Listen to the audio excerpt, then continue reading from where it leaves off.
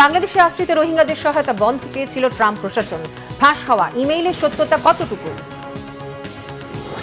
ভারতে হোলি উৎসবে মুসলিমদের উপর ব্যাপক নির্যাতন, রোজাদারকে পিটিয়ে হত্যা, কি ইঙ্গিত দিচ্ছে কট্টর হিন্দুত্ববাদীরা? ইয়েমেনে হুথি অবস্থানে মার্কিন বিমান হামলায় অন্তত 31 জন নিহত। ট্রাম্পের হুঁশিয়ারি, বিনা চ্যালেঞ্জে ছেড়ে দিবে কি হুথি? আসসালামু আলাইকুম, দেখছিলেন বাংলাভিশন ওয়ার্ল্ড নিউজ হেডলাইন। এবারে বিস্তারিত। বাংলাদেশে আশ্রিত লাখ লাখ রোহিঙ্গা শরণার্থী আর লেবাননের সাধারণ মানুষের জন্য খাদ্য সহায়তা বন্ধ করতে চেয়েছিল যুক্তরাষ্ট্র। দেশের জন্য লাভজনক নয় এমন সহায়তা বন্ধে ট্রাম্প প্রশাসনের ম্যারাথন পরিকল্পনার অংশ ছিল এটি, যা উঠে এসেছে মার্কিন প্রেসিডেন্ট ডোনাল্ড ট্রাম্পের প্রশাসনের এক কর্মকর্তার ইমেইলে। সেই আলোচিত মেইলের সত্যতা যাচাই করে কি পেল বার্তা সংস্থা রয়টার্স? বিস্তারিত মীর ফজলে রাব্বির ডেস্ক রিপোর্টে। বিশ্বের সর্ববৃহৎ রাষ্ট্রহীন জনগোষ্ঠী রোহিঙ্গাদের একটি বড় অংশের আবাসস্থল এখন বাংলাদেশ। মিয়ানমারের 10 লাখ রোহিঙ্গা নাগরিক কক্সবাজারের দারিদ্র্যপীড়িত ক্যাম্পগুলোতে অবস্থান করছে, যাদের 95% বেঁচে থাকার জন্য মানবিক সহায়তার উপর নির্ভরশীল। তবে এই সহায়তা ধীরে ধীরে বন্ধ করে দেওয়ার প্রস্তাব দিয়েছিল মার্কিন প্রশাসনের এক প্রভাবশালী কর্মকর্তা। রোহিঙ্গাদের সবচেয়ে বেশি খাদ্য সহায়তা দিয়ে থাকে যুক্তরাষ্ট্র। 2017 সাল থেকে এখন পর্যন্ত রোহিঙ্গাদের $2.4 বিলিয়ন দিয়েছে তারা। তবে বাংলাদেশে আশ্রয় নেওয়া লাখ লাখ রোহিঙ্গা শরণার্থী ও লেবাননের সাধারণ মানুষের খাদ্য সহায়তা বন্ধ করতে চেয়েছিল যুক্তরাষ্ট্র। আর এ তথ্য জানা গেছে মার্কিন প্রেসিডেন্ট ডোনাল্ড ট্রাম্প প্রশাসনের এক কর্মকর্তার ইমেইল থেকে। গত ফেব্রুয়ারিতে সহায়তা সংস্থা USAID-এর ভারপ্রাপ্ত সহপ্রশাসক পিটার মারক্কোর লেখা সেই ইমেইলের সত্যতা যাচাই করেছে বার্তা সংস্থা রয়টার্স। ইমেলটি USAID-এর মানবিক সহায়তা বিষয়ক ব্যুরো প্রধান টিম মিসবার্গার বরাবর পাঠানো হয়েছিল। ওই ইমেলটিতে টিম মিসবার্গারকে একটি অ্যাকশন মেমোর খসড়া তৈরির নির্দেশ দেন পিটার, যেন এর মাধ্যমে লেবানন ও মিয়ানমার থেকে আসা রোহিঙ্গা শরণার্থীদের মার্কিন সাহায্যের উপর অস্বাভাবিক নির্ভরতার বিষয়ে মার্কিন পররাষ্ট্রমন্ত্রী মার্কো রুবিওর দৃষ্টি আকর্ষণ করা যায়। তবে এ বিষয়ে মার্কিন পররাষ্ট্র দফতর মন্তব্য করতে অস্বীকৃতি জানিয়েছে। গত 20 জানুয়ারি শপথ নিয়েই 90 দিনের জন্য যুক্তরাষ্ট্রের বিদেশি সহায়তা বন্ধ করে দেন ডোনাল্ড ট্রাম্প। এরপর নানা অভিযোগে সহায়তা সংস্থা USAID-এর কার্যক্রম বন্ধ করে দেওয়ার উদ্যোগ নেন তিনি। ট্রাম্প তার পরিকল্পনা বাস্তবায়ন করতে আস্থাভাজন পিটার মারক্কোকে USAID গুটিয়ে আনার কার্যক্রম তদারকির দায়িত্ব দেন। এ বিষয়ে ট্রাম্প প্রশাসনের কর্মকর্তাদের সাথে বৈঠকেও বসেন পিটার। পরবর্তীতে পিটার জানান USAID-এর বিভিন্ন সহায়তা চুক্তি খতিয়ে দেখছেন তিনি। তবে একটি সূত্র থেকে জানা যায় রোহিঙ্গা ও লেবাননের মানুষদের জন্য খাদ্য সহায়তা বন্ধ হওয়া রক্ষা পায় মার্কিন পররাষ্ট্রমন্ত্রী মার্কো রুবিওর কারণে। গত 24 ফেব্রুয়ারি জরুরি খাদ্য সহায়তা অব্যাহত রাখার নির্দেশ দেন তিনি ট্রাম্পের সব ধরনের সহায়তা বন্ধ থেকে খাদ্য সহায়তাকে ছাড় দিতে বলেছিলেন। এর 4 দিন পর জীবন রক্ষাকারী ঔষধ, চিকিৎসা সহায়তা, খাদ্য, আশ্রয় এবং জীবিকা সহায়তা পৌঁছে দিতে যুক্তিসঙ্গত প্রশাসনিক খরচকে ট্রাম্পের নিষেধাজ্ঞা থেকে ছাড় দিতে নির্দেশনা দেন রুবিও। চলতি মাসের শুরুতে জাতিসংঘ এক সতর্কবার্তায় জানায় অর্থাভাবে রোহিঙ্গাদের ভাতা $12.50 থেকে নামিয়ে $6 আনা হতে পারে। এরপর গত শুক্রবার রোহিঙ্গা ক্যাম্প পরিদর্শনে আসেন জাতিসংঘ মহাসচিব অ্যান্তনিও গুতেরেস। সেখানে তিনি প্রতিশ্রুতি দেন এই সহায়তার পরিমাণ যেন কোনোভাবেই না কমে, সেজন্য তিনি চেষ্টা করবেন। মীর ফজলে রাব্বি, বাংলাভিশন। বাংলাদেশের সংখ্যালঘু নির্যাতনের বিভ্রান্তিমূলক খবর প্রচারে সোচ্চার ভারতের এবার হোলির উৎসব চলাকালে পিটিয়ে হত্যা করা হয়েছে মধ্যবয়সী এক রোজাদারকে। মর্মান্তিক ঘটনাটি ঘটেছে মুসলিমদের উপর বর্বর নির্যাতনের জন্য কুখ্যাত উত্তরপ্রদেশে। 48 বছর বয়সী শরীফ মসজিদে যাওয়ার পথে গায়ে রং মাখা নিয়ে তর্কাতর্কি হয়। এর জেরে উশৃঙ্খল হিন্দু তরুণ যুবকের নির্যাতনে মৃত্যুর করে ঢলে পড়েন তিনি। এবছর হোলি চলাকালে মুসলিমদের হেনস্থা, শ্লীলতাহানি, মারধর আর যানবাহন ভাঙচুরের মাধ্যমে কি বার্তা দিতে চাচ্ছে নরেন্দ্র মোদী দল, বিজেপি আর কট্টর হিন্দুত্ববাদীরা? বিস্তারিত ডেস্ক রিপোর্টে। ভারতে হোলির সময় উচ্ছৃঙ্খল কিছু হিন্দুদের আক্রমণের শিকার হয়ে মারা গেছেন মধ্যবয়সী এক মুসলিম ব্যক্তি। ঘটনাটি ঘটেছে উত্তরপ্রদেশের উন্নাও জেলায়। নিহত এই ব্যক্তির নাম শরীফ। গত শনিবার তিনি মসজিদে যাওয়ার পথে রং মাখানো থেকে নিজেকে বিরত রাখার চেষ্টা করছিলেন। এ সময় তাকে জোরপূর্বক রং মাখানোর চেষ্টা করে উচ্ছৃঙ্খল ওই হিন্দু যুবক কিশোরেরা। পরবর্তীতে মধ্যবয়সী ব্যক্তিকে শারীরিকভাবে হেনস্থা ও মারধরও করা হয়, যার কিছুক্ষণ পর তার মৃত্যু ঘটে। খবরটি জানিয়েছে ভারতীয় সংবাদ মাধ্যম আজ তাক। নিহত শরীফের বয়স 48 বছর। তিনি সাদার কাশিম নগর রাব্বানা মসজিদের কাছে বসবাস করতেন। শরীফ সৌদি আরবে ড্রাইভার হিসেবে কাজ করতেন। গত 2 মাস আগেই তিনি দেশে ফিরেছেন।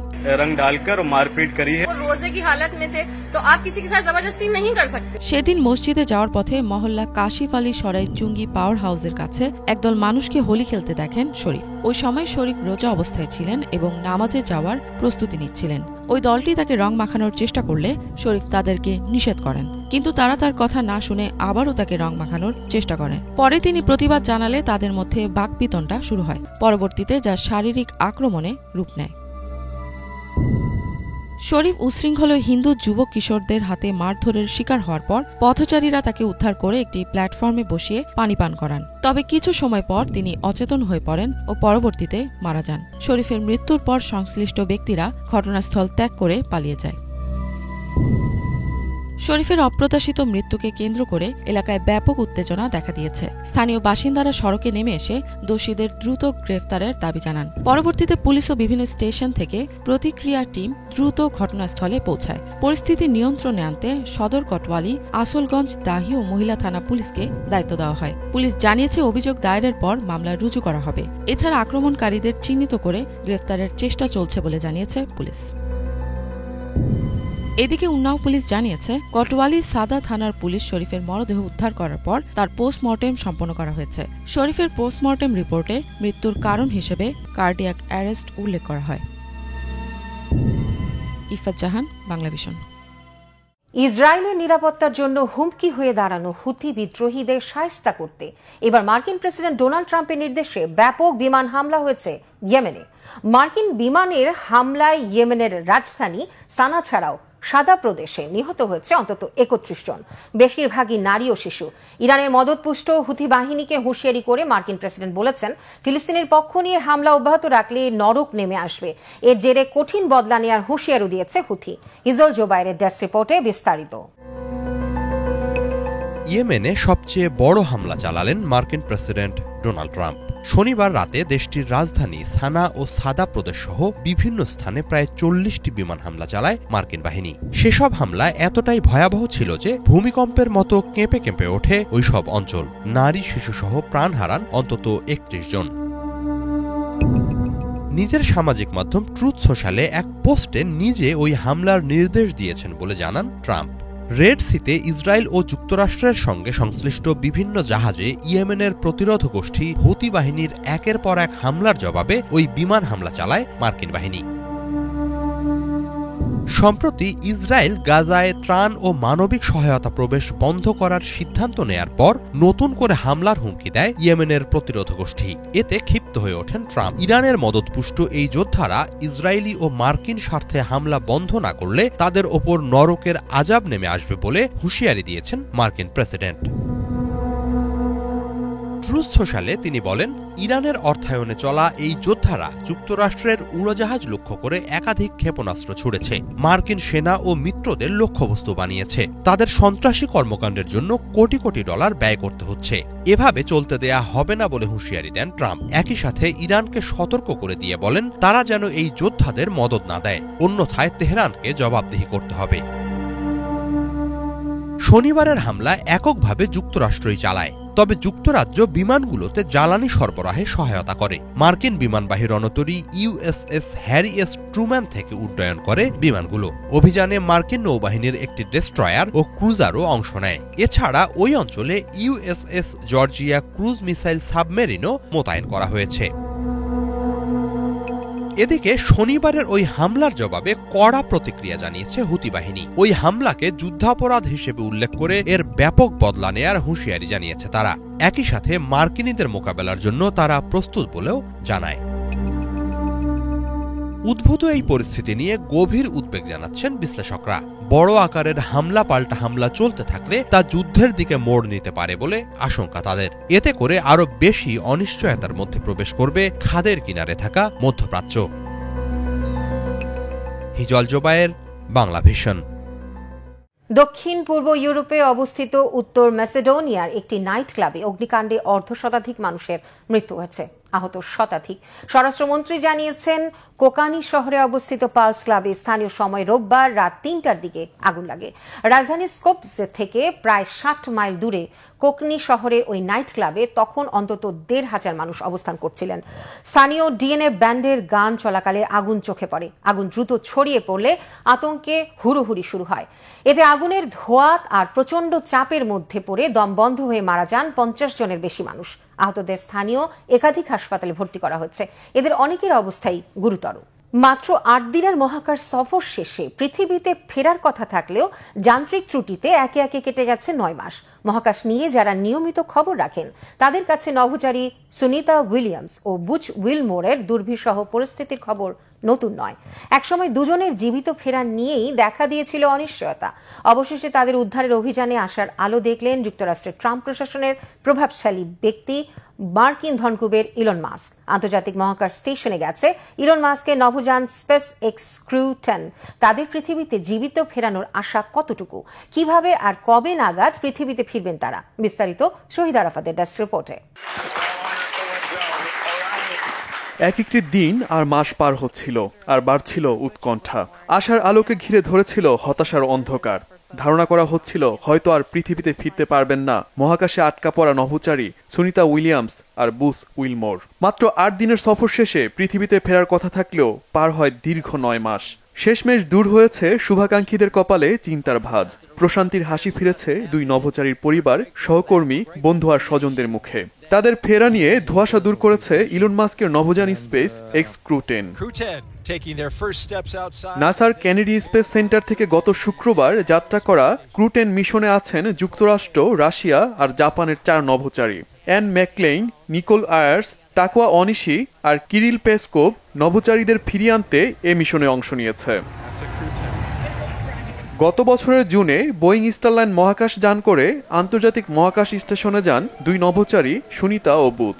যান্ত্রিক ত্রুটির কারণে তারা আর ফিরে আসতে পারেননি। গত ফেব্রুয়ারিতে তাদের ফেরানো নিয়ে আশা তৈরি হলেও তা সফল হয়নি। কারিগরি ব্যর্থতার বিষয়টি একসময় রাজনৈতিক দিকে মোড় নেয়। ডোনাল্ড ট্রাম্প আর ইলন মাস্ক অভিযোগের আঙুল তোলেন সাবেক প্রেসিডেন্ট জো বাইডেনের দিকে। দুই নভোচারীকে ফেরানোর চেষ্টা থামিয়ে দেওয়ার অভিযোগ তুলেছেন বাইডেনের বিরুদ্ধে। পরে নাসা ও ইলন মাস্কের মহাকাশ যান ড্রাগনে করে ওই নভোচারীদের পৃথিবীতে ফেরানোর পরিকল্পনা হাতে নেওয়া হয়। সবকিছু ঠিক থাকলে সুনিতা ও বুচ আগামী বুধবার পৃথিবীতে ফিরবেন। সাথে সঙ্গী হবেন নাসার নিক হগ আর রাশিয়ার নভোচারী Alexander Gorbunov. Shahid Arafat, Bangla Vision, news desk. বিশ্বের দেশে দেশে পবিত্র মাহে রমজান পালিত হয় প্রতিটি অঞ্চলের ঐতিহ্য ও বাহারি আয়োজনে। কোথাও সাহারির আগে কমান দাগানো, কোথাও ইফতারে ঐতিহ্যবাহী খাবারের সমারোহ, আর কোথাও রাতভর মসজিদে ইবাদতে মশগুল থাকার অপূর্ব দৃশ্য। রীতিনীতিতে যতই ভিন্নতা থাকুক, এই মাসে মুসলমানদের লক্ষ্য থাকে মহান সৃষ্টিকর্তার অনুগ্রহ অর্জন। ধারাবাহিক আয়োজন দেশে দেশে রমজানের এবারের পর্বে জর্ডান নিয়ে বিস্তারিত জানাচ্ছেন হাফিজুল ইসলাম। মধ্যপ্রাচ্যের আরব দেশ জর্ডান ফিলিস্তিনের প্রতিবেশী দেশটির মোট জনসংখ্যার ৯০% বেশি সুন্নি মুসলমান। মরুময় জর্ডান একসময় ছিল উসমানীয় খিলাফতের অংশ। জর্ডানে রমজান আসে রাজকীয় আমেজ নিয়ে। জর্ডানের ইফতার আয়োজনে থাকে নানা স্বাদের খাবার। ফলের শরবত, খেজুর আর লাচ্ছি দিয়ে রোজা ভাঙেন মুসলমানরা। রোজাদারদের কাছে নানা রকম স্যুপের আছে বেশ কদর। ভেজিটেবল, চিকেন, মাশরুম, ভার্মেসেলি ও মসুর ডালের স্যুপ এখানকার নিয়মিত খাবার। ঐতিহ্যবাহী জর্দানি খাবার মানসাফ। স্থানীয় বাসিন্দাদের কাছে জনপ্রিয় আইটেমটি মাংসের তৈরি। প্রথমে ভেড়ার মাংসকে হালকা মশলা দিয়ে রান্না করা হয়, তার উপর দেয়া হয় দই ও কাজু বাদাম। মানসাফের সাথে পরিবেশন করা হয় গরম রুটি। ফাত্তৌশ নামে একটি আইটেম জর্দানি ইফতারে অবশ্যই থাকে। সেদ্ধ রুটির ছোট ছোট টুকরো সহ তাজা সবজি মিশিয়ে তৈরি হয় এই আইটেম।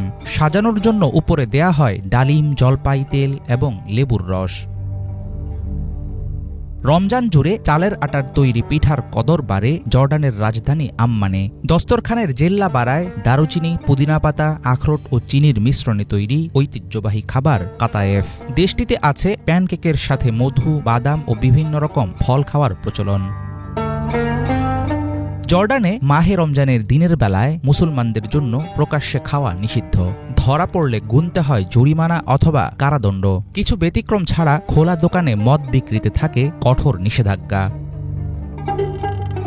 আরব অঞ্চলের বিভিন্ন দেশের মতো জর্ডানেও তারাবি, সেহরি আর কোরআন তেলাওয়াতে মুখর হয়ে ওঠে রমজানের রাতগুলো। রীতিনীতি আর আয়োজন উদযাপনে ভিন্নতা থাকলেও আল্লাহর সন্তুষ্টি জর্ডানের মুসলমানদের সত্যিকারের চাওয়া। হাফিজুল ইসলাম, বাংলা ভিশন। 2019 সালে নির্মিত জামা এল জাজাইর মসজিদটি শুধুমাত্র আফ্রিকার বৃহত্তম মসজিদগুলোর মধ্যে একটি নয়, বরং বিশ্বের অন্যতম সুন্দর মসজিদ হিসেবেও পরিচিত। এর স্থাপত্যের শৈলী, ঐতিহ্য আর আধুনিকতার এক সুরেলা মিলন ঘটায়, যা আলজেরিয়ার সংস্কৃতি এবং প্রগতিশীল দৃষ্টিভঙ্গিকে প্রতিফলিত করে। রমজানের বিশেষ আয়োজন, দেশে দেশে মসজিদের আজকের পর্বে থাকছে জামা এল জাজাইর মসজিদ। জামা আল জাজাইর, যা আলজেরিয়ার মহান মসজিদ নামেও পরিচিত। এটি আলজেরিয়ার সমৃদ্ধ সাংস্কৃতিক ঐতিহ্য এবং এর দূরদর্শী আকাঙ্ক্ষার একটি মহিমান্বিত প্রমাণ হিসেবে দাঁড়িয়ে আছে। 2019 সালে স্থাপিত এই মসজিদটি উল্লেখযোগ্য ঐতিহাসিক, সাংস্কৃতিক এবং ধর্মীয় গুরুত্ব বহন করে, যা ঐতিহ্য এবং আধুনিকতার বিশ্লেষণের প্রতিনিধিত্ব করে। আলজেরিয়ার রাজধানী শহরে অবস্থিত জামা এল জাজাইর শুধুমাত্র আফ্রিকার বৃহত্তম মসজিদগুলির মধ্যে একটি নয়, বরং বিশ্বব্যাপী সবচেয়ে সুন্দর মসজিদগুলোর মধ্যে একটি। আলজেরিয়া উপসাগরের কিনারায় সগৌরবে এর সুউচ্চ মিনার এবং বিশাল গম্বুজ আধিপত্য বিস্তার করে আছে। একে শহরের একটি আইকনিক ল্যান্ডমার্কও বলা হয়ে থাকে। একটি বিখ্যাত স্থাপত্য সংস্থা দ্বারা ডিজাইন করা হয়েছে। মসজিদের নকশা সমসাময়িক বৈশিষ্ট্যগুলির সাথে ঐতিহ্যগত ইসলামিক স্থাপত্যকে মিশ্রিত করেছে। এর জটিল জ্যামিতিক নিদর্শন, অলঙ্কৃত ক্যালিগ্রাফি এবং অ্যারোব্যাক্স মোটিভগুলো ইসলামিক ঐতিহ্যকে শ্রদ্ধা জানায়। এর মসৃণ লাইন এবং আধুনিক উপকরণ আলজেরিয়ার প্রগতিশীল দৃষ্টিভঙ্গির প্রতিফলিত করে। মসজিদ কমপ্লেক্সে শুধুমাত্র একটি নামাজের ঘর ছাড়াও আরও অনেক কিছু রয়েছে।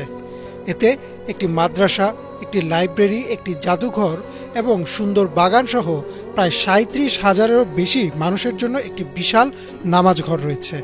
মসজিদটি শুধুমাত্র মুসলিম সম্প্রদায়ের ধর্মীয় চাহিদা পূরণ করে না, বরং জ্ঞান, সংস্কৃতি এবং সামাজিক সংহতিকেও উন্নীত করে।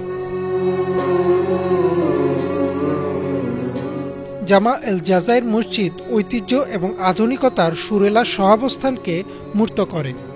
বিশ্বাস, সংস্কৃতি এবং অগ্রগতির আলোকবর্তিকা হিসেবে এটি শুধুমাত্র আলজেরিয়াকে সমৃদ্ধ করে না, বরং বিভিন্ন জাতি ও বিশ্বের জন্য অনুপ্রেরণার উৎস হিসেবে কাজ করে, যা আমাদের সমসাময়িক যুগে ধর্মীয় স্থাপত্যের স্থায়ী সৌন্দর্য এবং তাৎপর্যের কথা স্মরণ করিয়ে দেয়। ইমরান মাহমুদ, বাংলা ভিশন। এই ছিল আজকের মতো। এতক্ষণ সাথে থাকার জন্য ধন্যবাদ সবাইকে।